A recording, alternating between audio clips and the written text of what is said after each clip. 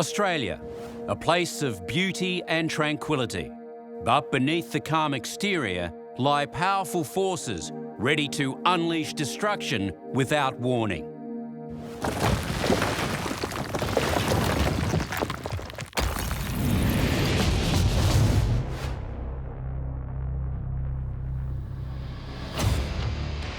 In this episode, you'll see freaks of nature, tragedy in paradise, devastation on a grand scale. It looks as though bombs have hit all along here. It's like a war scene. The despair, the terror. The whole building you could feel dropping. And the triumphs of the human spirit.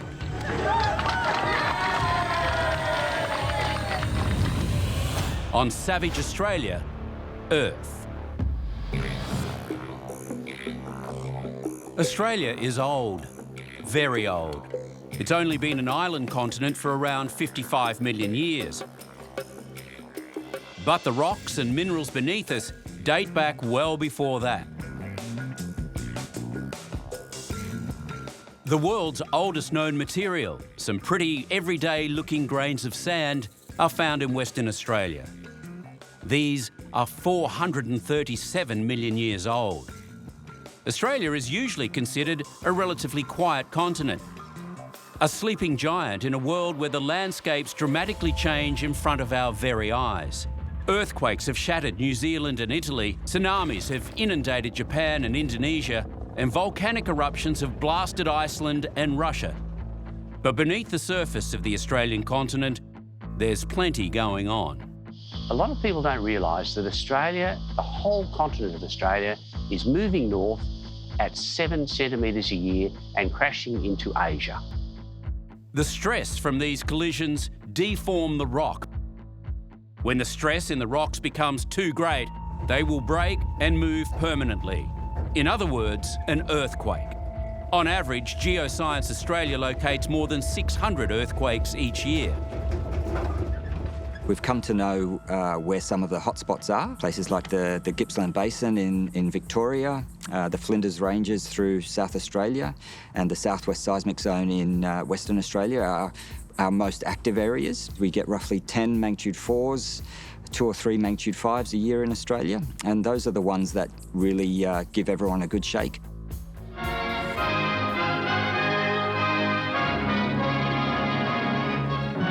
This is Newcastle, coal capital for 160 years, hub of the Hunter region.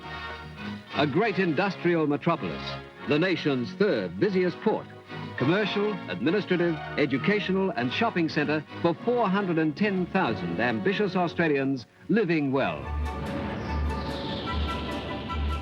Australia's 6th largest city has long been one of the country's industrial powerhouses. Since the 1970s, coal has been shipped around the world from the busy natural harbour. The BHP Steelworks was the beating heart of the city during 2 world wars and for many decades after.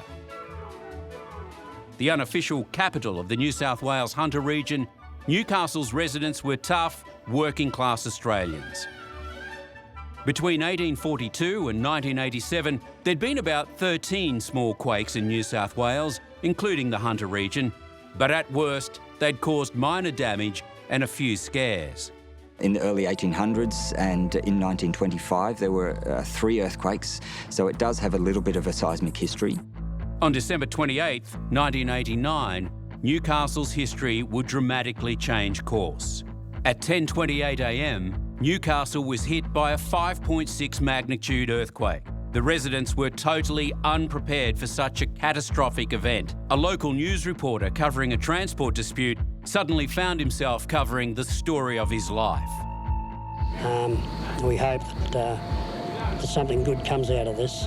Union management relations, though, how would you describe them? Terrible.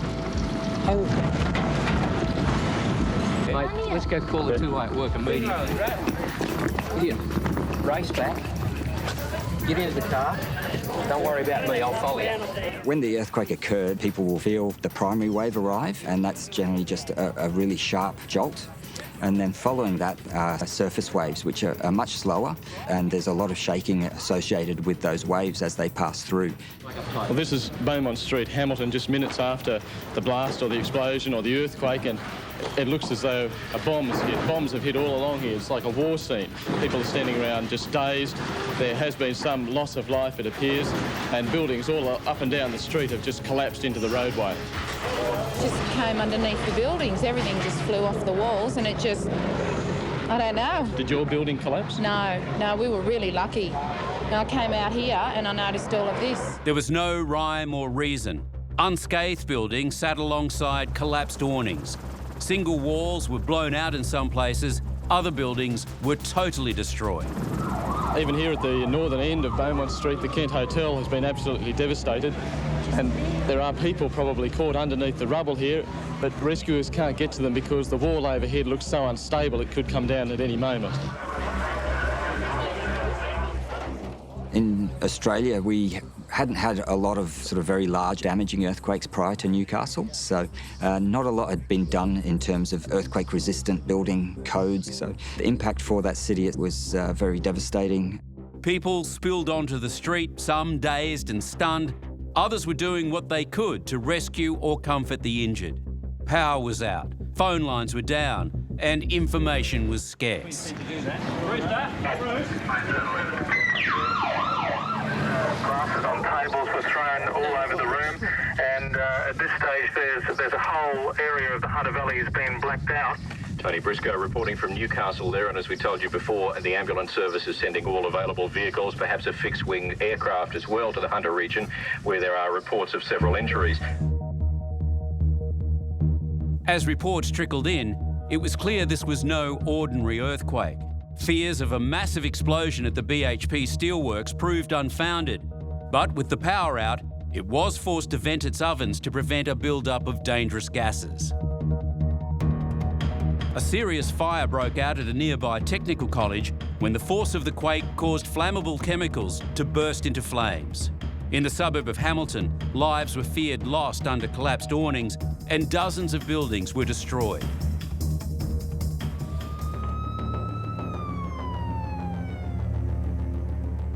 The injured were brought here from as far away as Maitland, pushing hospital resources to the limit. We have no power, no services, can't operate there. There is major structural damage at Royal Newcastle Hospital. Staff evacuated intensive care patients and earthquake victims and set them up across the road on the beach. As the hours dragged on, hopes of finding survivors faded. Crews using sophisticated heat equipment scoured the ruins for signs of life. One by one, the bodies were brought out, and still no one was sure how many were left behind. By nightfall, it was clear there were no more survivors. Rescue operations turned to salvage. Heavy machinery was brought in, and the full extent of the club's destruction was revealed. One by one, the massive excavators lifted 10 flattened car bodies out of the hole. Originally parked on street level, the impact of the two-storey collapse had forced the cars down 3 metres to the basement. As the night wore on, rescuers located 2 more bodies, bringing the number of confirmed dead to 9. Back in Hamilton, where 3 people had been crushed to death by a falling awning, the exact moment of the earthquake had been frozen in time on the historical clock tower.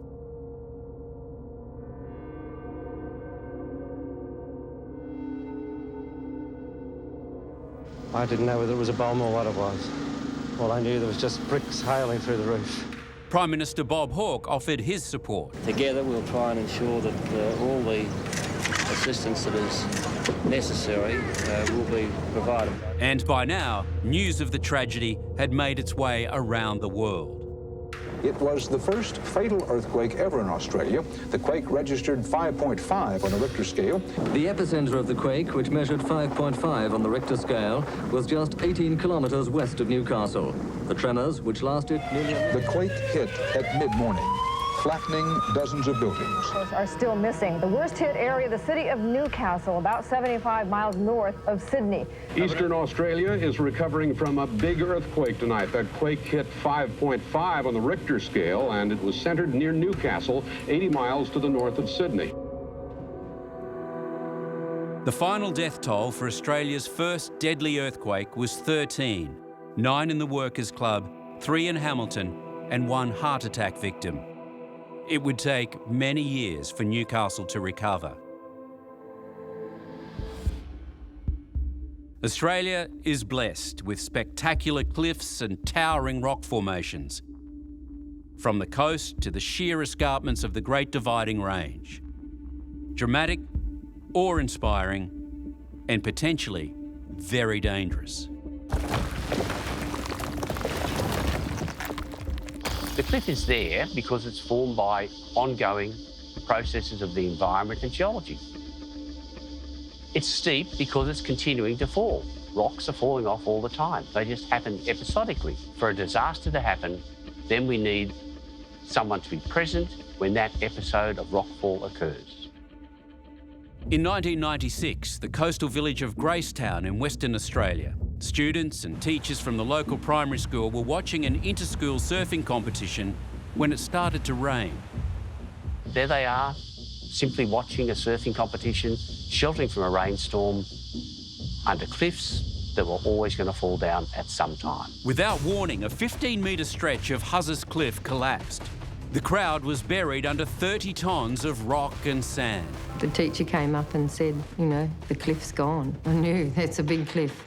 Then someone yelled out that they could hear somebody, and we flew across there. And within minutes, hundreds of locals were on the scene, armed with shovels, ropes, picks, anything they could lay their hands on. They pulled away boulders, dug desperately into the sand, clawed away with their hands. They moved mountains of dirt. They pulled rocks off cliffs that you'd never seen. And as day turned to night, they refused to give up their desperate mission. They broke ropes pulling, they just found strength from anywhere. You know, it was unbelievable. Families of victims watched and waited, hoping for good news that never came. One by one, the bodies were brought out. And then it happened. From under the rubble, rescuers heard a muffled cry. Against all odds, 10-year-old Sarah Otto had survived the rock fall. We dug a hole and I slipped my hand in there, and this little girl grabbed hold of my hand, and it was just unbelievable. Just couldn't believe anybody would have been alive in such a situation. And, especially as she wasn't the first one we got out. We got 3 more out before her. You weren't so lucky? No. Well, her mother was beside us, she said. She kept talking about, she thought Mum was there and we could see the other body there, and she's a tremendously brave little girl. She said, "Don't let me go." And I said, "There's no way I was going to let you go." It's just tragic. It is absolutely tragic. You know, I hope I never come across it again. It was just chaos, and the one flicker of light was when we found this little girl, and I thought, hang on, you know, we may be able to find some more. But it wasn't to be. Despite everyone's efforts, Sarah was the only survivor from that terrible day. The final death toll was 9, 5 adults, 4 children, a primary school teacher, a former town councillor, a local surf guru, a mother and son visiting from Melbourne, and Sarah Otto's mum. They were all part of a small, close-knit community that was simply in the wrong place at the wrong time. The New South Wales resort town of Threadbo is nestled at the foot of Australia's highest mountain, Mount Kosciuszko. This is one of the most thrilling sports in the world, and Australia's alpine country offers some of the world's best skiing. Soon the chalets will be full. New roads in the snowy mountains have opened up new fields, so the rooftop of Australia looks forward to a boom season. At its peak, it attracts about 70,000 interstate and overseas skiers and snowboarders every year. But Threadbo is known for something other than great skiing. It's also famous as the home of a disaster 40 years in the making.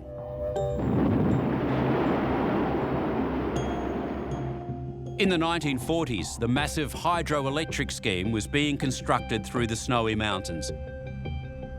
As part of the scheme, a road was built. The Alpine Way was never meant to be other than an access track, a simple four-wheel drive track. It was constructed by a bulldozer, pushing over the trees and then pushing the soil on top. And it was remained that way until the date of the disaster. There were stark warnings of what was to come. A section of the road simply disappeared in 1978. It happened again in 1992. The warnings were ignored. Should have seen it coming. The picture was written there in the rocks for everyone to see.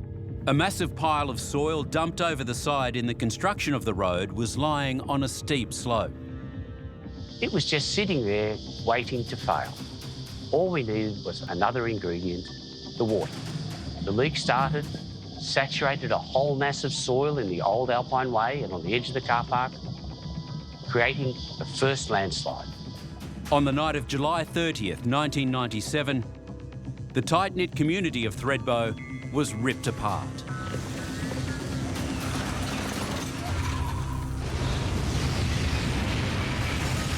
It happened just before midnight with no warning. Hundreds of tons of rocks and earth avalanched from just beneath the Alpine Way, the main road, onto the Carinya Lodge. One person was sleeping there, but that building cannoned on down the hill, crushing the Bimbadeen Lodge. And 19 people, mostly resort staff, were there. All are now missing. A desperate search for 20 people after a landslide buries 2 ski lodges in the Snowy Mountains village of Threadbo. The longer it goes, obviously their chances are diminishing.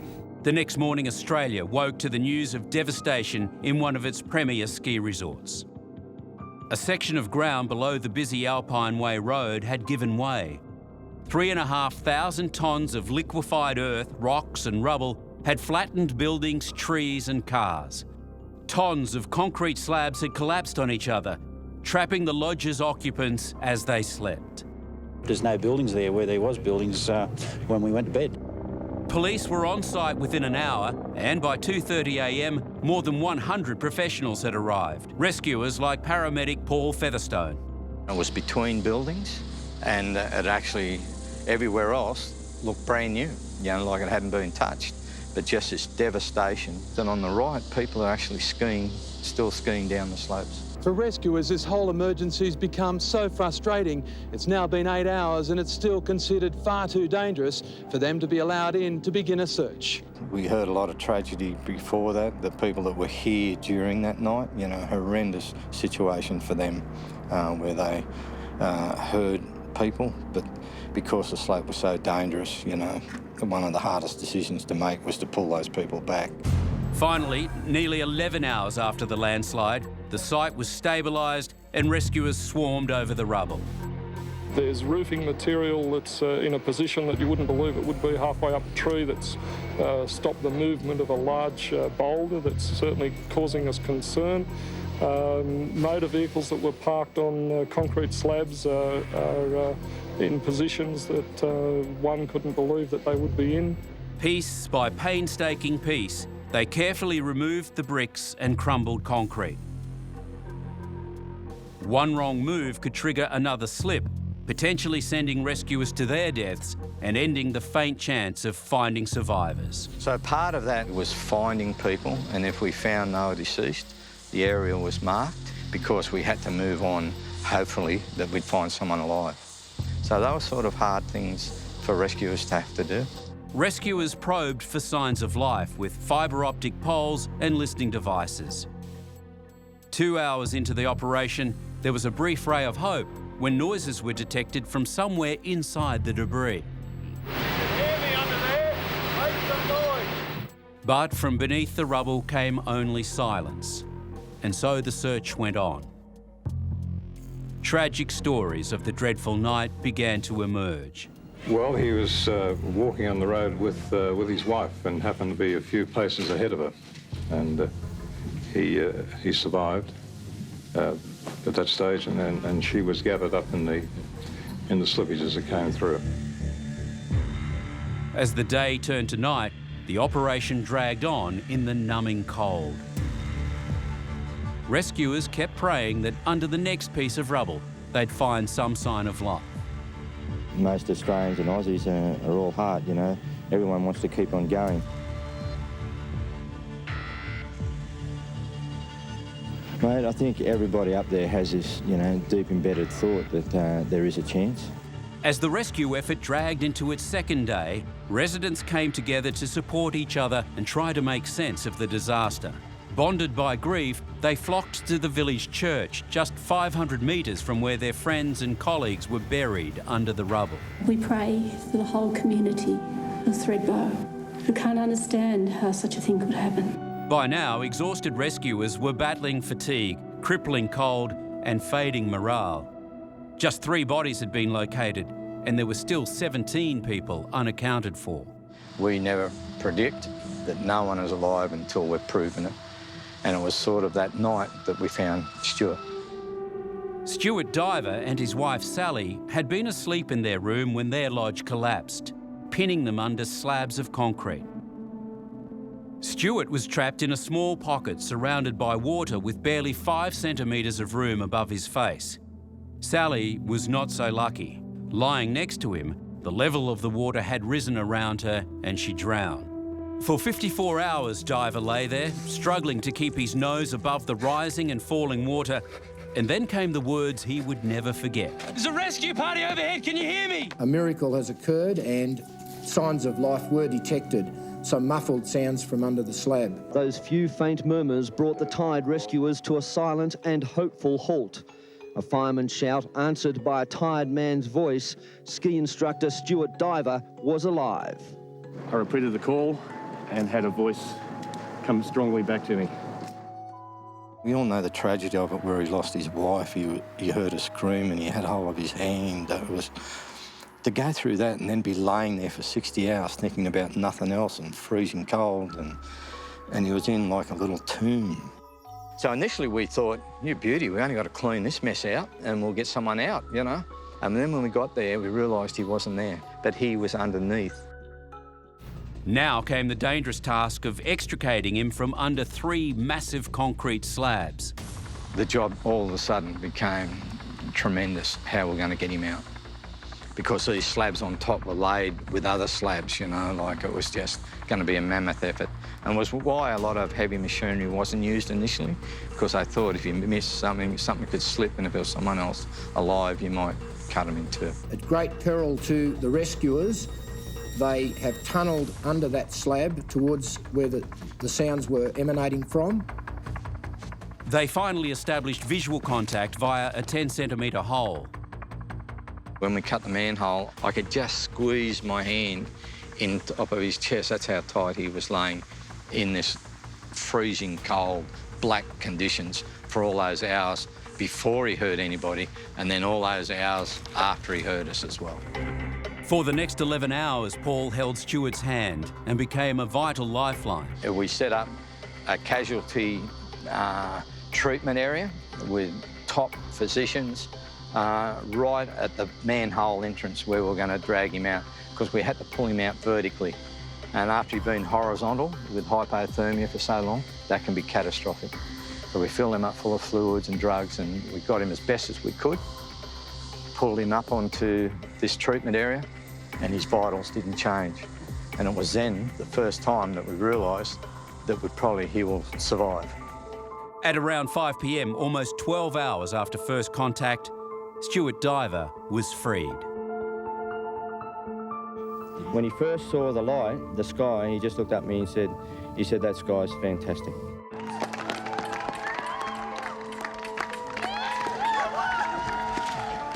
You can hear the cheering all the way up the valley now. Just a spontaneous outpouring. It's been a long time coming, and unbelievable when you consider what's happened here over the last 3.5 days. To me, the roar of the crowd is just what it's all about. It's about human life and everyone pitching in. You know, it wasn't just me. It was thousands of people pitching in to get this one man out of that situation.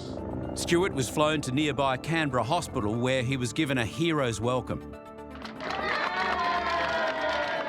Amazingly, he'd suffered only minor lacerations and some frostbite. I'd like to thank everyone who was involved in my rescue, the fire brigade and all the rescue services, along with the medical teams at Threadbo and here in Canberra, and to all the people who have prayed for me and given me so much support over the last couple of days. It's been overwhelming, and I don't think I would have made it through without the involvement of all those people. It's been fantastic, and thanks very much. Meanwhile, the rescue operations continued. Stewart divers' 1 in a million survival gave them new hope, but as the hours turned into days, it was clear there would be no more miracles. It was 1 week later when rescuers recovered the last body, bringing the final death toll to 18.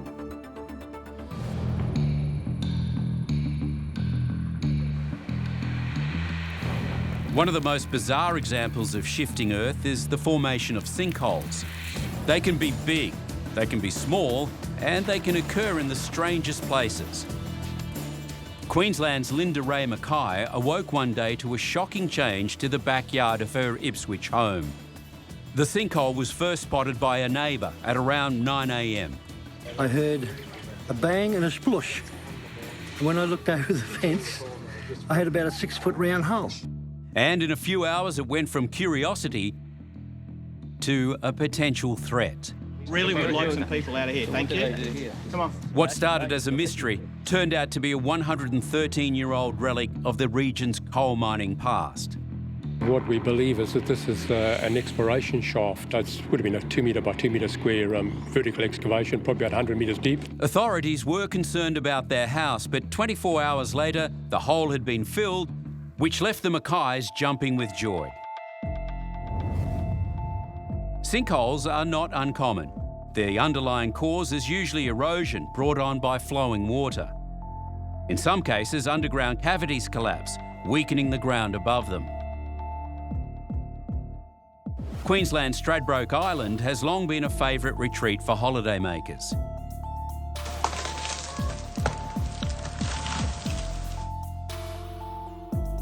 Holy shit. In 2017, campers found one of their favourite spots disappearing before their eyes. Seriously, can you step away from the edge? Jason Pearce and his 3 daughters were on the sand when it all began to shift. And you could feel the vibrations through the ground when the rocks hit the bottom of the sea. We kind of jumped back really quickly and then we're just like, whoa. The normally popular Amity Point was proving to be anything but friendly. A chunk of beach the size of an Olympic swimming pool had vanished. Big difference, just amazing. Fortunately, nothing was lost. 2 years earlier, just near Rainbow Beach, Inskip Point overnight went from this to this. 23 kilometres of pristine coastline bisected, leaving a sinkhole 100 metres wide and at least 10 metres deep. The water devoured caravans and camping equipment, trapping it in the sludge. Dashcam from a camper's car shows 2 men's frantic efforts to save their caravan. Beaches like this are created by sand drifting on prevailing currents. If the sand base becomes unstable, it's undermined by the water and eventually collapses, taking bites out of the Australian coastline. Moulded by wind and waves, beaches are often backed by a buffer of sand dunes to protect against damage from storms, as well as providing a reservoir of sand to replenish and maintain the beach at times of erosion. But the sand dunes themselves are now under attack from the activities of man. From encroaching development to four-wheel driving and increased foot traffic, the threat has become a major environmental issue. Increased coastal degradation and the destabilising of a highly sensitive ecosystem risks leaving our coast at the mercy of the elements. It's this inherent instability of the sandy shoreline that can trap the unwary, especially children. Over the years, the lure of these seemingly harmless beach playgrounds has resulted in many tragedies. Records show there were 31 recreational sandhole deaths since 1985 in the United States, United Kingdom, Australia and New Zealand. And there were 21 incidents where a person was rescued from a collapse, in several cases by bystanders who performed CPR. The victims, mostly boys, ranged in age from 3 to 21 years, with the average age about 12. In fact, statistics show sand is more dangerous than sharks. Just seconds from death, 11-year-old Nathan Good was buried alive. I was just shocked. Scared. Screaming and everything. It was really scary. Nathan and two friends were taking a shortcut across the dunes at Cudgeon Beach in Queensland. They started digging like really hard and frantically to pull me out, and I just like got out because I was like in a ball with like that much of space to breathe, so it was running out really fast. Paramedics and police took over. The sandbank was actually continually falling in on top of him, so we had to make some makeshift barricades with our spine boards out of our vehicles and then dig the sand out from around underneath him. Lucky Nathan emerged with only scratched knees and has learnt a valuable lesson. Don't play in sand dunes.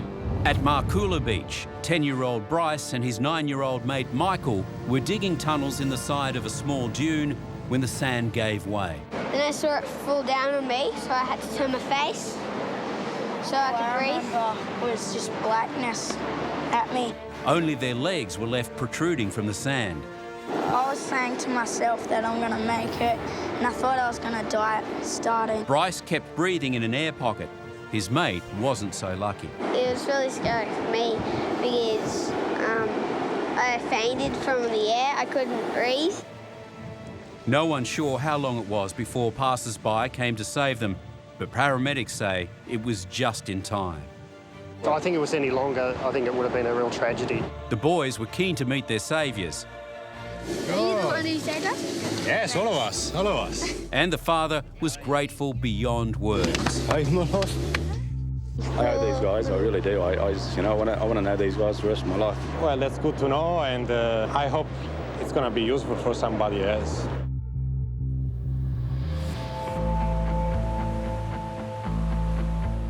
There are two main types of erosion. Both pose dangers to the Australian coastline. A slow onset coastal erosion is really a process which takes place over geological timescales, so centuries to thousands of years. And what we're looking at there is waves in general, day-to-day waves, day-to-day tides, slowly eroding and reshaping our rocky coasts.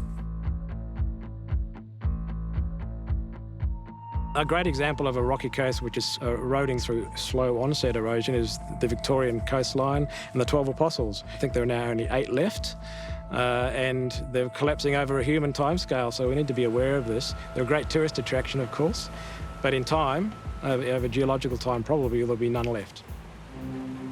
The most alarming form of coastal erosion is rapid onset, when huge chunks of coastal areas are destroyed by massive seas and storm surges. This is Collaroy and Narrabeen on Sydney's northern beaches. In 1946, 6 shacks collapsed and a house floated out to sea. It had been identified as a coastal erosion risk as far back as the 1920s. But the warnings have time and time again gone unheeded. In 1967, the homes and apartment blocks along the beachfront were threatened with collapse as their very foundations were exposed. The landmark Flight Deck apartment building had its pilings exposed by a storm 1 year after it was built. The building was saved by dumping thousands of tons of fill and sand to construct a seawall. A few beaches south, workmen and residents battled to save a large section of the famous Manly Beach, which was threatened by monstrous seas. More than 60 feet of seawall toppled into the ocean.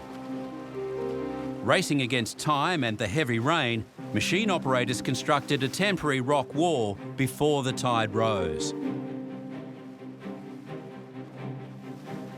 Debates about the effectiveness of sea and rock walls have spanned decades. Seawalls work in certain situations to provide the foundation for the coastal roads and then the houses behind to maintain the beach profile and beach width. So in certain situations, seawalls are a great solution, but in others, it can actually exacerbate the situation and lead to the loss of the beach. In 1974, More misery as an even bigger event hit Sydney's northern beaches. Huge seas attacked much of the east coast. All along the coastline, the forces of nature have taken their toll, and it's been a heavy one at that. Mile after mile of beachfront is just eroded by the constant pounding of the heavy seas. Amazingly, more high-rises had been built since the last wave of destruction, and predictably, their foundations were undermined once again. Valiant attempts were made to shore up the seawall, a temporary fix until the next inevitable attack from the seas. North of Sydney, Wamberal was also being hit that year. When the cottage tumbled into the sea this morning, it marked the end of a 3-day battle to try and save it. Huge steel girders had been placed under it during the weekend, and today the owners were intending moving it back from the cliff edge. But the heavy seas and unusually high tides beat them. The house went soon after 8 o'clock this morning. First it was the front veranda, then room after room followed it down the hill. And at the same time, the filling, a quarter of the filling underneath that second house gave way. And with another huge tide expected tonight, the locals here say there's no chance of saving it. At 8 o'clock, the last little bit of sand just went in front of the pier here and away it went. And it went mighty quick. Meanwhile, Queensland didn't escape the drama as 4 cyclones and 2 massive storms battered the Gold Coast, smashing the foreshore and destroying the Holiday Haven's waterfront homes.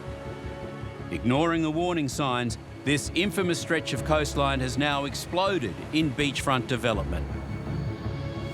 In 2016, waves of up to 8 metres hit Sydney, destroying several homes in Collaroy and washing gardens and swimming pools into the ocean as a huge low-pressure system combined with king tides to cause widespread destruction. Metres of coastal land were sliced away and several million-dollar homes hung precariously on the edge of sand cliffs. This is what the beach looked like before and after. The southern suburbs of Sydney didn't escape, as this couple found out. Trying to mop up as the king tide built was proving to be a useless exercise.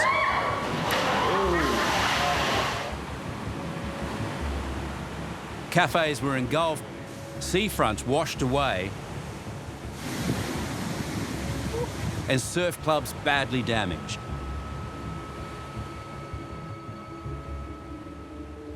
With over 6% of the country living within 3 kilometres of the coastline and sea levels rising, this problem is only going to get worse.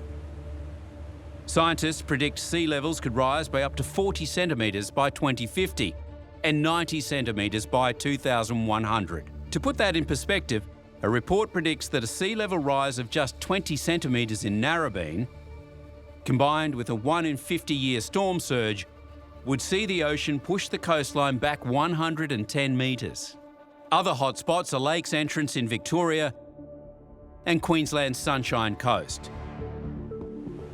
The horrifying prediction is that $226 billion in property and infrastructure around Australian coasts are potentially at risk by 2100. We all value the coast really highly. Problem is, in Australia, we're built right to the edge. Coasts change, and they're not static environments, and we need to understand and incorporate that into our thinking. But to this day, houses continue to be built in these danger zones, ignoring the last 100 years of history. The coast of the future has the real potential for being a different landscape that we're familiar with. And with sea level rise, global warming, that there's the real risk that storm surges will reach higher and further inland. The interior of the driest continent in the world can be a forbidding place, intensely hot and covered in iconic red dust. It's an environment rarely visited by coastal communities, but sometimes the inland comes to them. In 1939, New South Wales experienced grainy skies and roads choked by powder-fine dust that took months to clean up. Another storm hit Melbourne in 1983, engulfing the entire city in a matter of minutes. Sydney's also copped its fair share of dust storms. 15 years ago, this brownout caused havoc in the CBD.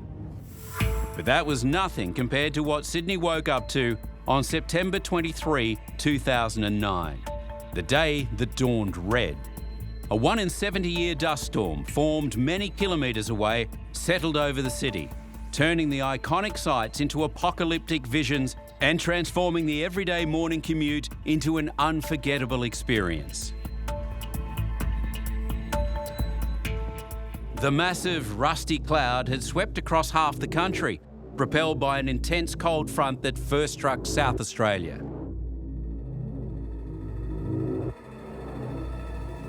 So in an extended drought period where you've got exposed surface, that is, there's little grass because it hasn't grown, means that you've got the ability for the soil to be available for when you have a big wind event to pick it up and have that mobile in the air. Relentlessly, the storm turned eastward into New South Wales, hanging like a blanket across a giant sweep of eastern Australia, eventually affecting 3 states. The mining town of Broken Hill, right in its path, saw an eerily beautiful but daunting sight. There's a lot of soil in that air, man. This family's home was swamped by the surreal storm in a few seconds. It's just gotten blacker.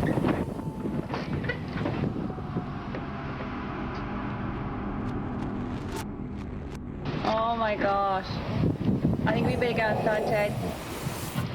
Yeah. Oh, that is horrible. It's just gone completely black. I can't even see anything on the camera. Oh my gosh. Oh my gosh. Holy sh**. That is like dark time. Over 10 years of drought, so the environment's dry, you get a windy, dry day, picks up the dust and it puts it like completely lost visibility in dust. It went on to savage farmland, the precious topsoil blown out to sea and flattening crops. Knocked the flour off the canola and lay the wheat down as well. One more blow for the region in the grip of a terrible drought. There's quite a potential desperate situation developing out there. The dust front moved quickly, hitting Canberra and crossing the Great Dividing Range. That's just the freakiest thing ever. Strong winds saw it engulf Sydney overnight. It's several hundred kilometres long and probably something like 150 kilometres wide, so very, very extensive. Transport ground to a halt, Sydney's ferries sitting in an empty sea of red. Commuters have been stranded many times before, but never for anything like this. With an 1,100-tonne vessel, we need to see what's in front of us. While to the north, Lismore was hit by lunchtime. Soon after, Brisbane was in a haze. By nightfall, the dust was slowly settling, leaving a huge clean-up in its wake. Just like a dust storm, the Earth has a habit of rising up against us when we least expect it. Despite measures like maintaining safe infrastructure and enforcing tough building codes, we're largely powerless in the face of these events. In the end, survival can come down to the skill and patience of our rescuers. The human value of what happens in these disasters is what it's about. It affects so many people at the end of the day, and having the right resources to make sure that if something happens to a human being, we're doing the best we can to get them home.